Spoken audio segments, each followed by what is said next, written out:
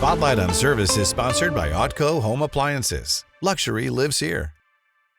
We're celebrating our nation's 250th birthday by honoring everyday Americans. We call it Red, White, and You. It is the perfect way to honor veterans in the St. Louis area who have served their country. Steve Savard joins us tonight with tonight's Spotlight on Service. Tonight's another example of veterans helping veterans.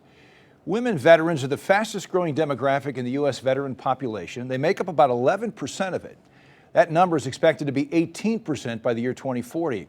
Their transition to civilian life often proves difficult, highlighted by feelings of loneliness and isolation.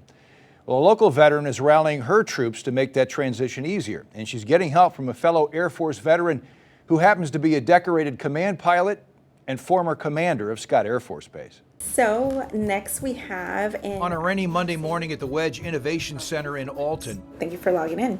20-year Air Force veteran Lenore Branch is helping women make the transition from military service to civilian life. I really had a hard time transitioning when I got out. Really had a hard time finding my way. A former master sergeant and mother of three, Lenora deployed overseas multiple times in her service, leaving behind her family. That was difficult. So too was the transition to civilian life after 2 decades of service. When I left, there was finding that next chapter, going through figuring out the VA benefits, and I felt alone doing that. But as I was going through all of these different areas and challenges, I thought to myself, there's no way that I'm going through this by myself. There's other women out there who are going through something similar, and we can come together and help each other out. Lenora founded her nonprofit, Sisters in Service Greater St. Louis, in 2023. So you are not alone. You are welcome to this table. You are welcome to this space where we can share and grow together. Lenora has teamed up with a valuable ally. A fellow Air Force veteran, Scott Heathman, is the CEO of the Wedge. He encouraged Lenora to use the facility to host her monthly Sis Work and Connect days. I was mentored by a general who had retired when I got out.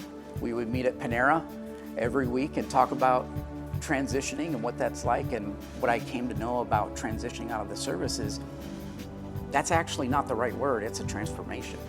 Heathman retired as a colonel after spending 2 years as commander of Scott Air Force Base.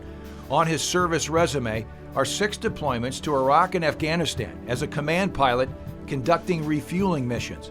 He's still leading in retirement. And these women have an amazing support structure around them now. And if I can provide a space, that's where I think I'm doing my part. You very much believe in Lenore's cause. Oh, 100%. The benefit of having Sisters in Service is that, hey, you have this group of women who are here to support you every chapter, every step of the way. And whatever you need, we're here for you. Building that trust between us.